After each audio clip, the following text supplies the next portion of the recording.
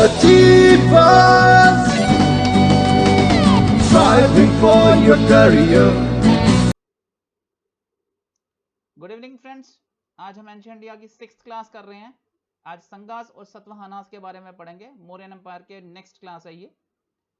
Class शुरू करने से पहले प्लीज बेल आइकन को क्लिक करिए और इस चैनल को सब्सक्राइब करिए। ये क्लास जो है ना, ये क्लासेस फॉर्मल क्लासेस हैं about the history based on NCERT. तो ये फॉर्मल एनसीईआरटी बेस्ड क्लासेस हैं। इनसे आपको जो नॉलेज मिलेगी ये एनसीईआरटी से ही ली हुई है, तो ये आपके लिए काफ़ी हेल्पफुल होगी। इसको आप जॉट डाउन भी कर सकते हैं, नोट डाउन भी कर सकते हैं इसमें से इन्फॉर्मेशन को, और एनसीईआरटी बुक से कंपेयर करके उसकी वेरिफिकेशन भी ले सकते हैं। संगास के बारे में पढ़ेंगे। मौर्यंस को सक्सीड किया संगास ने। ये 112 साल तक इन्होंने रोल किया है, 187 बीसी से 75 बीसी।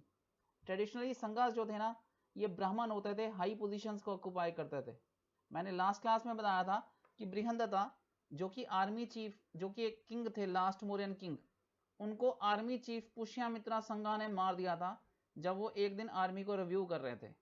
ना लोगों ने रिवोल्ट किया ना आर्मी ने रिवोल्ट किया, यानी बृहंदता के पास दोनों की सपोर्ट नहीं थी। और इसके बाद पुष्यमित्रा ने थ्रोन को सक्सीड किया और संगा एम्पायर आया। पुष्यमित्रा ने कभी भी अपने नाम के साथ ना राजा का वर्ड नहीं लगाया, उन्होंने अपने नाम के साथ आर्मी चीफ, सेनापति ही रखा।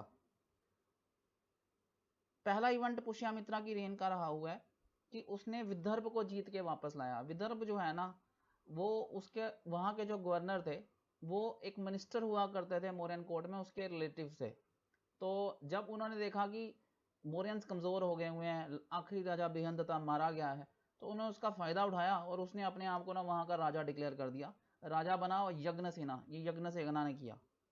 अब विदर्भ को वापस लाने का काम जो है वो थोड़ा जरूरी था, तो अपने बेटे पुष्यमित्रा ने अपने बेटे अग्निमित्रा को भेजा। उसने यज्ञ सेना को हराया और वापस विदर्भ को जो है मौर्यन एम्पायर का, जो अब संगा एम्पायर बन गया, उसका हिस्सा बनाया। पुष्यमित्रा की बारे में हमें काफी चीजें पता चलती हैं। उसके टाइम पे ना इंडो ग्रीक्स, यवनास ने भी हमला किया था, उससे भी उनकी लड़ाई हुई है। इंडो ग्रीक्स, यवनास, साकास, पार्थियंस और इंडो चाइनीस, ये आगे पीरियड में सब्सिक्वेंट क्लासेस में आएंगे, हम आगे पढ़ेंगे। पुष्यमित्रा ने अश्वमेध का यज्ञ भी परफॉर्म किया हुआ है। दिव्या वंदना एक बुक है, उसके कहा है कि पुष्यमित्रा ने बुद्धिज्म छोड़ दिया था, कहीं कहीं लिखा हुआ है निकाल दिया था। ये सारा इशू बनता है कि पुष्यमित्रा ने अपने आर्मी जो किंग को मारा वो बुद्धिस्ट थे, बट अगर उसने बुद्धिज्म छोड़ दिया या उसे निकाल दिया तो वो बुद्धिज्म, ये फैक्ट्स के साथ बैठता नहीं है। फैक्ट ये है कि सांची और बहरूद के जो स्तूपास हैं, उसके बाहर के जो डोर्स हैं वो बड़े सुंदर, बड़े कार्व डोर्स हैं। बड़ी कार्विंग जो है ना, बड़ा कॉस्टली अफेयर है, बड़ा टाइम पीरियड लगता है, बड़ा एक्सपेंसिव होते हैं।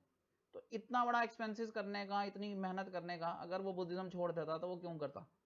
इसका मतलब है कि सांची और बहरूद के अगर उसने दरवाजे उसने बनवाए हैं तो बुद्धिज्म छोड़ा नहीं होगा। शायद बुद्धिस्ट मॉन्क का जो एंगर रहा उसकी वजह से उन्होंने बुक्स में लिख दिया कि उसने बुद्धिज्म छोड़ दिया था या उसे निकाल दिया गया था। पुष्यमित्रा ने 36 ईयर्स तक रूल किया और उसके बाद उसके बेटे अग्निमित्रा 148 बीसी में रूलर बने। अग्निमित्रा जो है ना, वो विदिशा के गवर्नर रहे हुए थे, तो उनको एक्सपीरियंस तो था ही। तो 8 साल उन्होंने रेन किया। उसके बाद उनके रिप्लेस किया गया उन्हें जेतामित्रा से। जेतामित्रा अगले रूलर बने। फिर अग्निमित्रा के बेटे थे वासुमित्रा, वो अगले रूलर बने। पुरानों से ना हमें 10 राजाओं के बारे में पता चलता है जो लेटर रूलर्स थे, लेटर किंग्स थे संगा डायनेस्टी के। उसमें एक थे भागावता। भागावता की कोर्ट में ना हेलियोडोरस आए थे। ये एटलाकेडस के, एटलाकेडस जो है एंटिलाकेडस भी बोलते हैं, एटलाकेडस भी बोलते हैं, ये एक इंडो ग्रीक किंग थे। उनकी कोर्ट से एक एम्बेसडर थे हेलियोडोरस, वो आए थे भागावता की कोर्ट में। लास्ट राजा रहे हैं जो देवाभूति रहे हैं। और फिर एम्पायर जो है 10 टोटल राजाओं के बारे में हमें पता चलता है। इनको रिप्लेस किया कनवास ने। कनवास के बारे में हमें कुछ भी नहीं पता चला है। 45 ईयर रूल किया उन्होंने, मगर हमें कुछ खास पता नहीं चला है। कुछ ऐसे रिपब्लिकन स्टेट्स थे इंडिया में एग्जिस्ट करती थी, उसमें से एक मेघावनास ऑफ क्लिंग है। हम क्लिंग के बारे में थोड़ा सा करते हैं।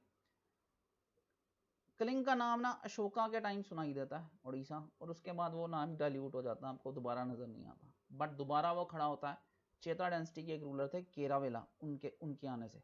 उनके रूलर बनने के बाद। ठीक है जी, ये middle of the first century BC में कहीं नजर आता है। हमें डिटेल मिलती है, हाथी गुम्पा इंस्क्रिप्शन है उदयगिरी हिल्स में, भुवनेश्वर है, वहां से। बड़ा मजेदार है ये डिटेल्स, क्योंकि हर ईयर की डिटेल दी हुई है, बट 13 ईयर्स तक ही दी हुई है, 13 सालों के बाद की डिटेल हमें मिलती नहीं है। 24वें साल में ये राजा बना, अपनी उम्र के 24वें साल का जब ये हुआ तो ये राजा बना। पहले साल इसने कलिंग को बिल्ड किया, उसे ठीक करवाया सारा। फिर इसने सेकेंड ईयर में सतकर्णी एम्पायर था, उसे चैलेंज किया, उनकी कैपिटल थी मुशिका, उसको डिस्ट्रॉय कर दिया। फोर्थ ईयर में रथिराज बोजागार से बिरार के उनको चैलेंज किया, सबडू किया। फिर इसने 8th ईयर और 12th ईयर पे ना कलिंग ने मेघदा पर हमला किया, मतलब उल्टा हो गया, जो अशोक के टाइम पे हुआ था वो मेघदा ने कलिंग पे हमला किया था, तो उल्टा किया इसने। तो इसने मेघदा पर हमला किया। 8वें साल में तो इसे इतना फायदा नहीं हुआ, बट 12th ईयर की विक्ट्री कंप्लीट विक्ट्री थी मेघदा के ऊपर इसकी। और इस विक्ट्री में जब कलिंग पे हमला हुआ था ना, मेघदा के टाइम ने किया था, तो वो ना क्या करते हैं कि जब आप किसी सिटी को नुकसान पहुंचाना चाहो, तो आप उसका मोराल तोड़ना चाहो, तो आप क्या करते हो, वहाँ के टेम्पल्स को, वहाँ के रिलीजियस प्लेसेस डिस्ट्रॉय कर देते हो। आप वहाँ रिलीजियस प्लेसेस पे जो आइडल्स होते हैं वो उठा के ले जाते हो, तो आप रिलीजियसली उनको डिमोरलाइज कर देते हो, तो वो वैसे ही डिमोरलाइज हो जाती है पब्लिक। तो ये डिमोरलाइज करने के लिए वो जैन तीर्थंकर की मूर्ति जो है ना, मेघदा ने जब कलिंग पे हमला किया तो वो उठा के ले गए थे। तो कलिंग ने जब मेघदा पे हमला किया तो ये वापस लेके आए थे उसे, और इसे री इंस्टॉल कराया था इसने कलिंगा में। तो वो बड़ी रिस्पेक्ट की बात है कि अपनी हमने जो मूर्ति खोई थी वो अपनी भगवान की मूर्ति हमें वापस मिल गई। इसके बाद इसने भुवनेश्वर के मैग्निफिसेंट टेम्पल्स हैं वो इसने बिल्ड किया, पैसा बहुत मिला इसे मेघदा पे हमला करने से। तो 13 साल तक की डिटेल हमें मिलती है, फिर उसके बाद हमें कुछ खास पता नहीं चलता है। एक और एम्पायर हमें पढ़ना चाहिए, सतवाहनास ऑफ दक्कन है। मौर्यास के टाइम पे ना ये मौर्यन एम्पायर का ही हिस्सा थे। ये आंध्रा के लोग हैं, बेसिकली आंध्र प्रदेश और महाराष्ट्र का हिस्सा इनके पास था। तो ये आंध्रा के लोग हैं। मौर्यन एम्पायर के टाइम पे ये उनका हिस्सा थे, बट जब मौर्यन एम्पायर डिक्लाइन हुआ तो इन्होंने अपने आप को इंडिपेंडेंट डिक्लेयर कर दिया। ग्रीक राइटर हैं पिलानी, उन्होंने बोला कि बड़े पावरफुल लोग थे भाई ये, इनके पास 1 लाख की इन्फेंट्री थी, पैदल लड़ने वाली सेना 1 लाख, 2000 घोड़ों पे लड़ने वाली कैवेलरी, और 1000 हाथियों पे लड़ने वाली सेना, तो इतनी बड़ी सेना थी। तो very powerful people. Mauryan empire के टाइम पे मैंने बता दिया, they were part of the Mauryan empire, but जब मौर्यन एम्पायर डिक्लाइन हुआ तो इन्होंने अपने आप को इंडिपेंडेंट डिक्लेयर कर दिया। जो फाउंडर हैं इस डेंसिटी के वो सिमुका हैं। 235 BC टू 13 BC इन्होंने रूल किया है। उनके बाद इनके अगले राजा कृष्णा बने, इनके भाई थे। थर्ड राजा सतकर्णी वन बने, काफ़ी एक्सटेंसिव कॉन्क्वेस्ट किया उन्होंने, मालवा जीता।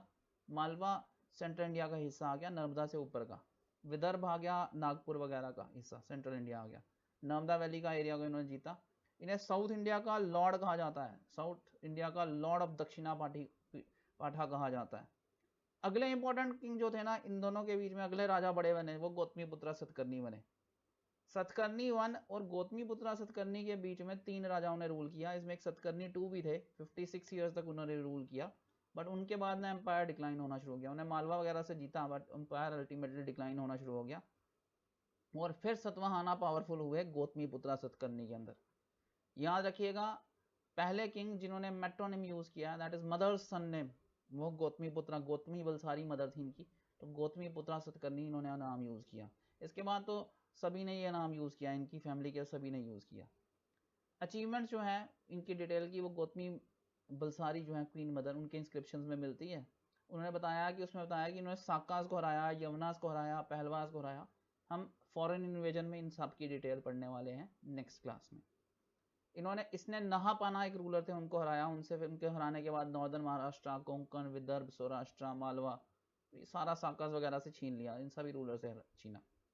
इसके बाद अगले राजा बने वशिष्ठिपुत्रा श्री पुलवामी, जिन्होंने AD 130 में 24 ईयर्स तक रूल किया। कॉइन और इंस्क्रिप्शन जो है ना पुलवामी के, वो आंध्र प्रदेश तक मिलते हैं, मतलब महाराष्ट्र, सेंट्रल इंडिया, आंध्र प्रदेश तक मिलते हैं, यानी आंध्रा भी इनका पार्ट था। पुलवामी को डर था कि साकास बार बार बड़ा नुकसान पहुंचाते हैं, तो साकास के नुकसान से बचाने के लिए, साकास से झगड़े से बचने के लिए, साकास एक बारबेरिक ट्राइब है भाई, सेंट्रल एशिया का, बारबेरिक थे, लड़ते झड़ते रहते थे। उस ट्राइब से बचाने के लिए इसने अपनी बेटी की शादी ना, साका किंग थे रुद्रादमन, उनसे कर भी दी। फिर भी साकास नहीं माने, अगले किंग्स ने फिर इन पे हमला किया, इनसे अपरंत कोंकण का एरिया छीना, अनूपा नर्मदा वैली का एरिया छीन लिया। श्री यजना Satakarni last greatest Satavahana Kings में रहे हैं। उसके बाद जो उसके सक्सेसर्स आए वो वीक रूलर से संभाल नहीं पाए। अधिराज ने महाराष्ट्र वगैरह का एरिया छीन लिया इनसे, इश्वाकास पहलवाज ने ईस्टर्न रीजन छीन लिया, अल्टीमेटली एम्पायर जो है वो डिक्लाइन कर गया। नेक्स्ट क्लास जो हमारी है ना, वो हम फॉरेन इन्वेजन्स के बारे में करने वाले हैं। इसके बाद खत्म करने से पहले मोटिवेशनल, रिस्क लें लाइफ में, जीतेंगे तो आप लीड करेंगे, हारेंगे तो आप एक्सपीरियंस हो जाएंगे, दूसरों को गाइड कर पाएंगे। Thank you, bye.